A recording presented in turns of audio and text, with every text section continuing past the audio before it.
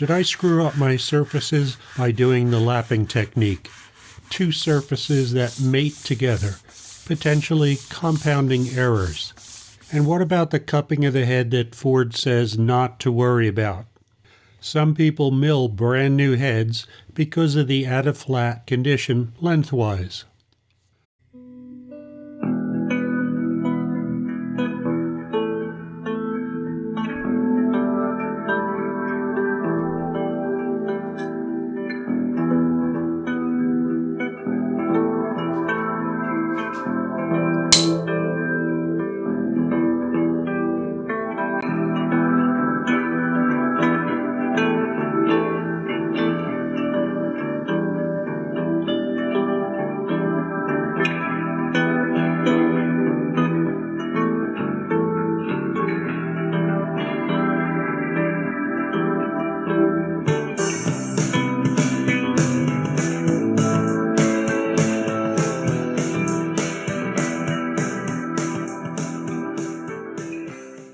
Fujifilm Prescale may be something people are not aware of. For example, in brake engineering, we used it to determine brake pad contact. Then we would play with chamfer designs to alter the contact to reduce noise. Chamfers don't ease the forward edge, an old wives' tale. They change pressure distribution. In the 90s, when there was a significant push to address rotor distortion, we used it to look at uneven clamping force from lug nut tightening. But it has many uses, and potentially it was used when Ford changed the head bolt torque sequence. Felpro also uses Prescale. The embedded capsules in the film break under various pressures, altering the color intensity, so you can distinguish the high and low pressure areas. In this example from Felpro, this torque sequence develops the highest clamping pressure at the 6 and 8 o'clock positions and the lowest at 12 o'clock. Strain gauges can be installed on bolts and directly read the stress or tension. They can be used to measure the operational stress and any thermal or unwinding issues in use. Unwinding meaning loosening over time.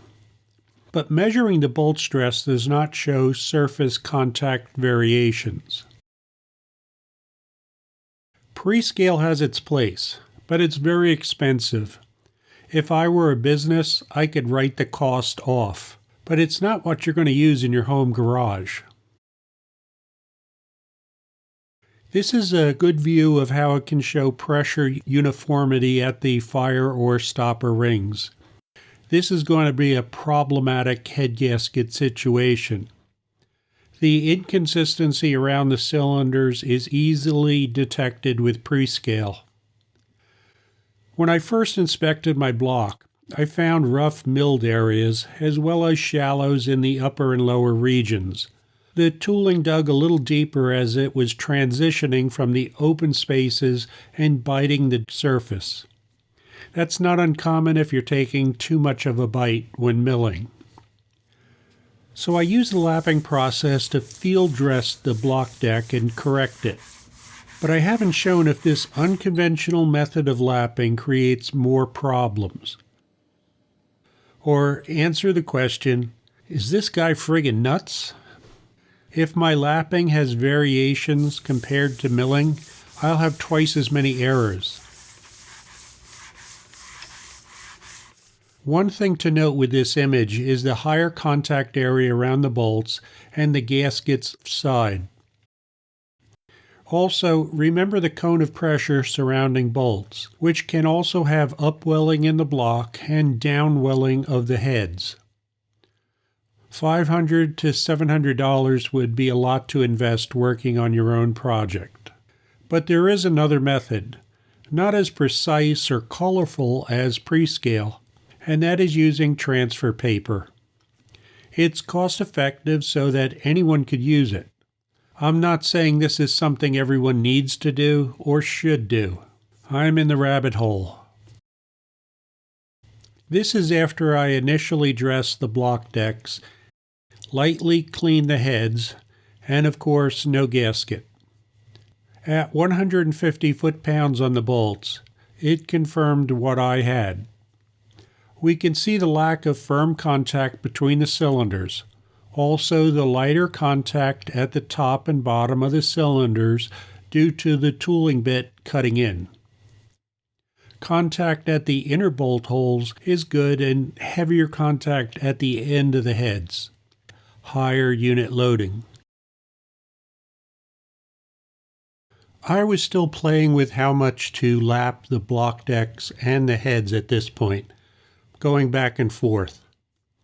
There is an improvement between the cylinders, but it's still weak, as are the top and bottom cylinder surrounds. This is the reason for gaskets, though. Milling the heads should be better than what I'm showing here, but the gaskets should take up this variation.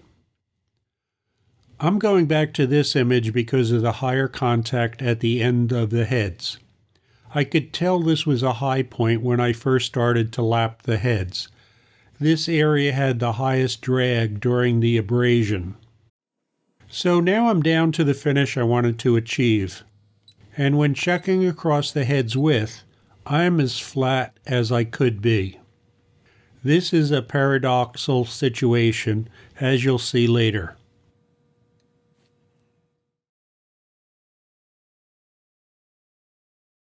The setup uses ordinary printer paper or copier paper. I used a gasket to mark the bolt holes and cut them out with a razor. The procedure was also done for the transfer film.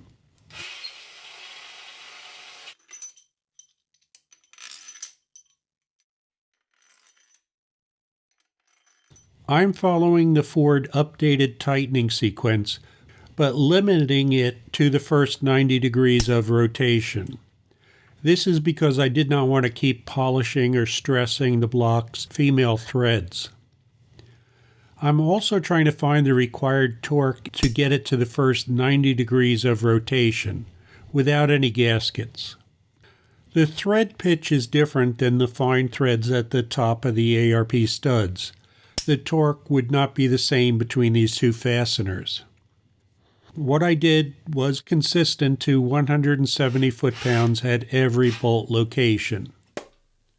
With a 2 mm thread spacing, 90 degrees of rotation advances the bolt 19.7 thousandths of an inch.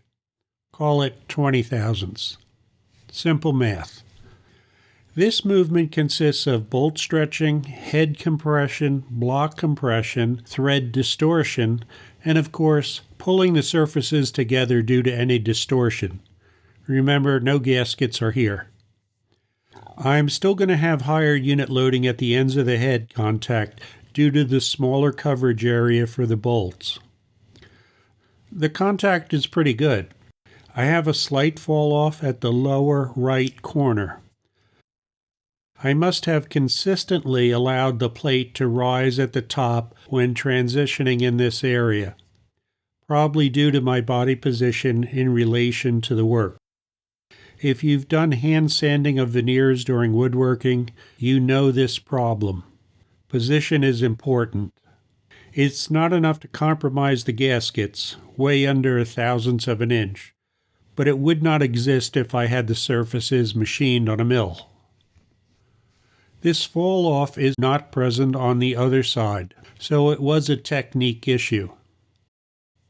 And I would not have this if I was just cleaning the head with lapping, not aggressively correcting the surface as I had done. The final contact is much better than the earlier examples.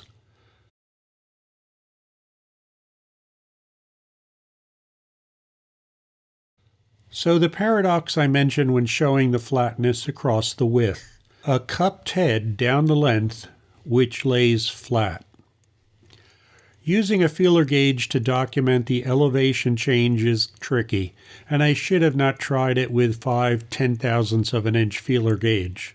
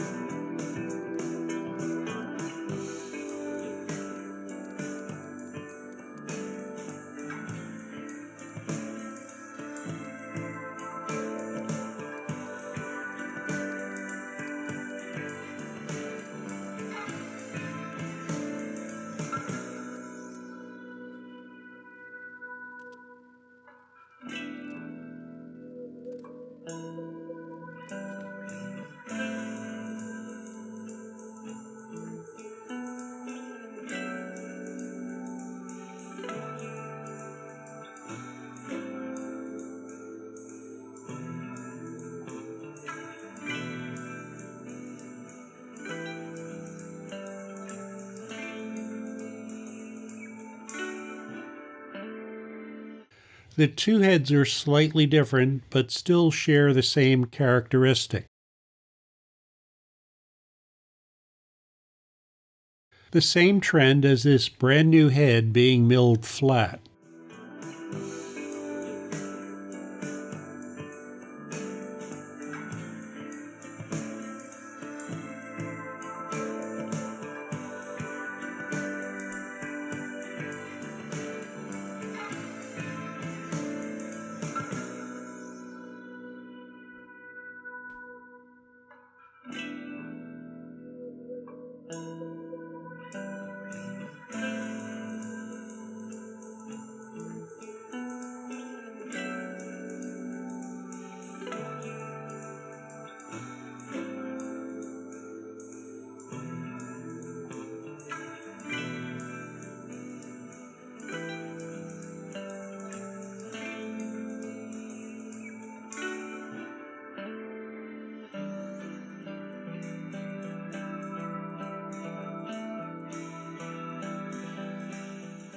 Now I know the surfaces are flat and match well, and it shows if you have a poor deck surface, you could field dress it without disassembling the block and take it to a machine shop, as long as you're careful.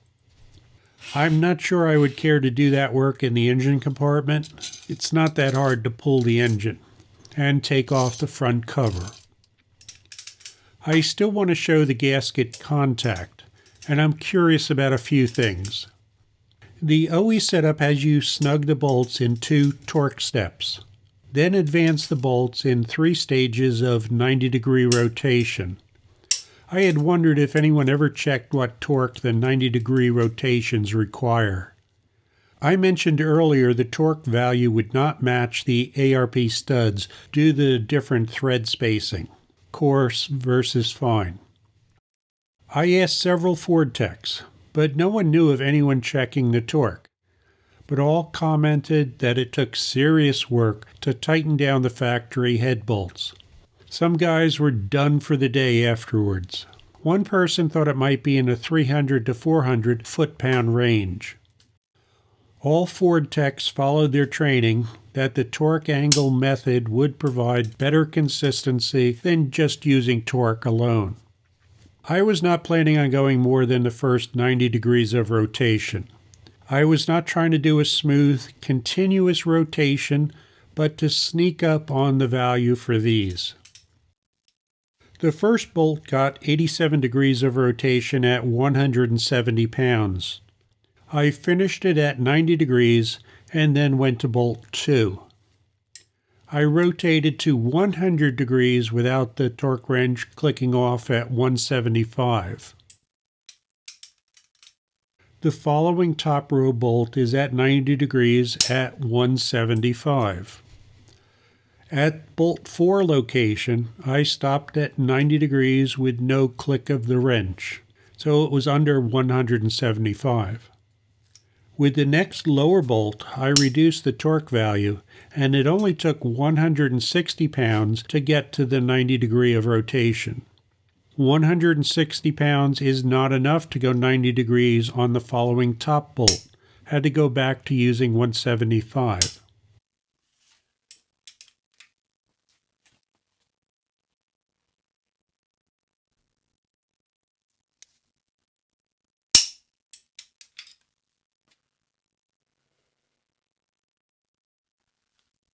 Bolt 8 over-rotated with 175. Bolt 9 over-rotated with 175. Bolt 10 right at 90 with 175. So despite the sequence, all of the bolts at the top row are consistent with 90 degrees of rotation at 175 foot-pounds of torque. 175 foot-pounds of torque on the lower row of bolts would over-rotate them. I had lubed all of the bolts with motor oil in a consistent manner, following the service manual. This isn't a bolt scatter issue, a variation bolt to bolt. It's a location variation, probably due to gasket compression.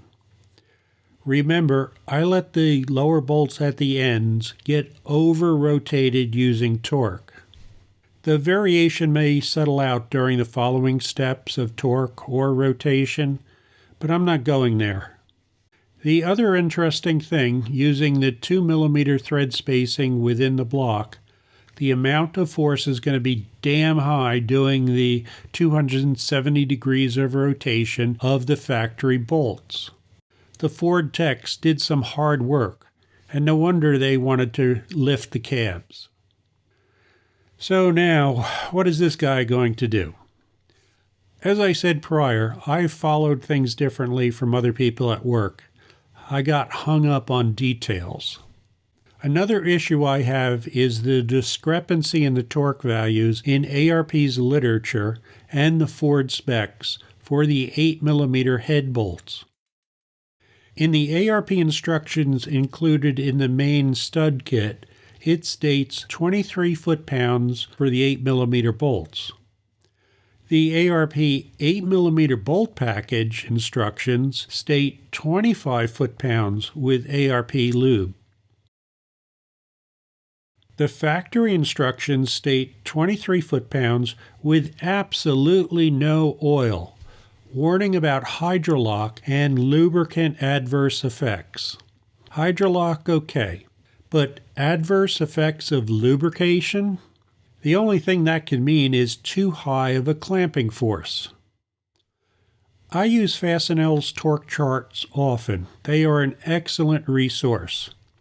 It shows the bolting load value of each grade classification and what torque value to use to get you there, dry, plated, lubricated.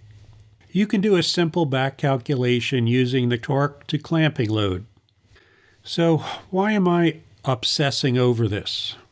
The gasket manufacturers I've mentioned fold over the one gasket layer to form the fire or stopper ring. Comparing the OE and Felpro gaskets, there was a 7 thousandths and 9 thousandths increase in the thickness due to this folding. No other locations in the gasket layers have this. This is to concentrate the pressure at the fire rings. These are the calculations to see how the torque discrepancy alters the clamping load. With all 5 bolts, it's up to almost 10,000 pounds clamping force. All of that force clamps down on the intake port side of the head. I don't know where the bending moment is, but it's within the intake port area between the head bolt row and the 8mm bolts. What does concern me is if there is a levered stress that may contribute to lifting at the center of the head, the one I just corrected. The gap at this edge will be 7 thousandths to 9 thousandths, 9 because I'm using Felpro gaskets. Admittedly, this may be a lot to do about nothing, but it is the whacked out thinking I used to do at work. What if? I'm doing this test with dry threads only. I don't need to bend my just abraded heads. At this value, we are mostly correcting for the cupping of the head. Thus, the movement mainly occurs when advancing the 3 bolts in the center of the head. I'm going to leave it at this and use the non-lubricated factory instructions. I doubt ARP would have done any studies on how their fasteners impact any distortion of the heads, studs, or the top bolts.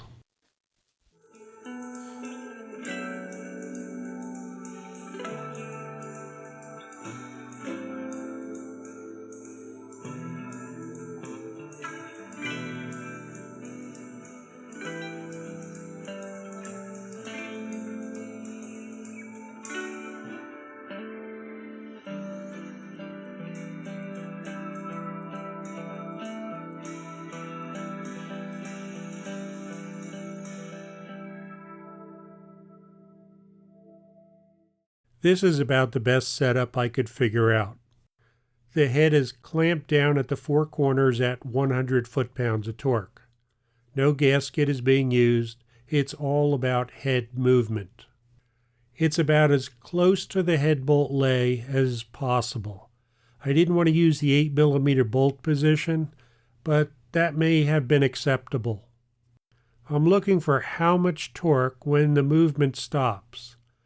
Inside the bolt positions, it will not move the full 0.02 of an inch that I measured at the main edge of the head, but a proportion of it.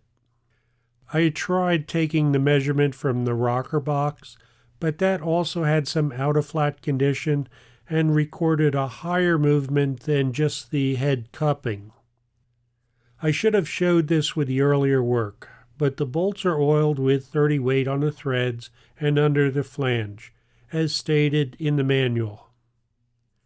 The gauge is about as close to zero as I could get with this long bar and plunger.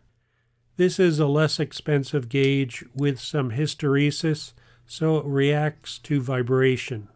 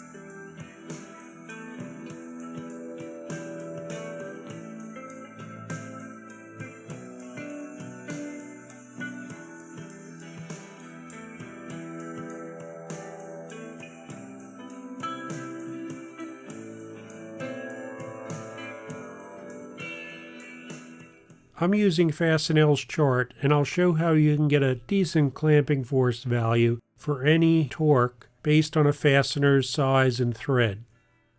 This chart shows all the values for the different strength grades to their bolting load, and under the different conditions of dry, plated, or motor oil lubricated threads, but not anti-seize or other lubricants that would have a different frictional value. I have an approximation of the torque it takes to flatten the head. I did 100 inch-pound increments. So I'll take one of the values and calculate from it. I'll do a second one to show the value is consistent across the grades. The stronger grades just have a higher bolting load, but the torque to clamping force slope is the same.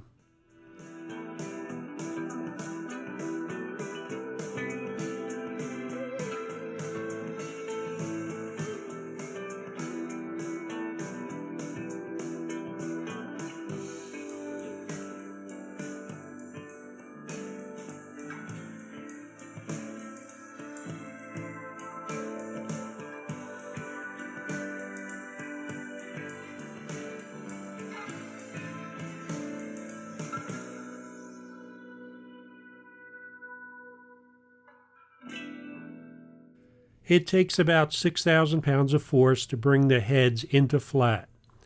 Either of the pattern sequences use the same values. There are two staging steps using torque in the factory procedure, setting up for the angular rotation of the factory bolts. So even during the first stage, we flatten the curvature and have some initial gasket compression. And the force is a small percentage of the overall tension we would be applying. I'm going to take a moment to discuss why I designed my 80/20 aluminum engine stand in the manner I did. It was all about tightening the head studs or bolts. The stand uses plywood pads rather than wheels. Plywood has more friction against the concrete surface. The pads anchor the engine stand to the floor, utilizing the weight of the motor, 900 pounds fully dressed. When I've needed to move the engine stand around, I pick up the entire assembly with the engine crane and just move it. That has wheels. Turn to the 90-degree position. I can keep the engine from rotating with a low-tech 2x4 and use my body weight when rotating the bolts or nuts without the strain the Ford techs would have encountered. I still have to use some muscle at the top section of rotation, but most of the swing uses body weight. I saw situations where other people would hold the conventional stand or bracing with a lever to other benches and chaining to other objects to keep the wheeled stands from rotating, even when the wheels were locked. This type of engine stand prevents the need for all of that, although it's not a cheap engine stand.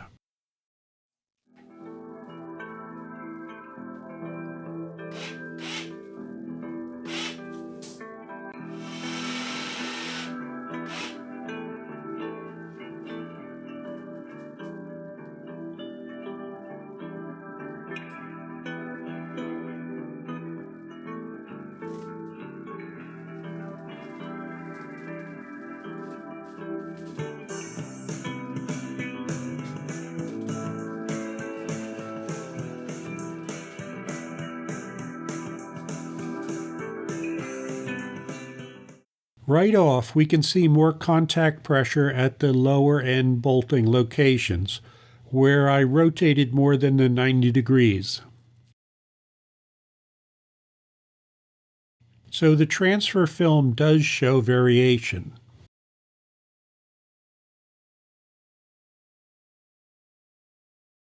I misplaced the transfer film at the lower left, not getting full coverage at the edge. No big deal for what I'm doing. The higher contact at the ends has to do with the clamping force distributed over a smaller area, the higher unit loading, as I noted earlier. You can't avoid that.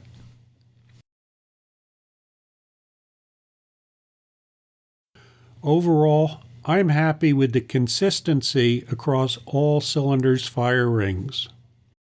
The other thing to note is the secondary contact of the bead outside the fire ring.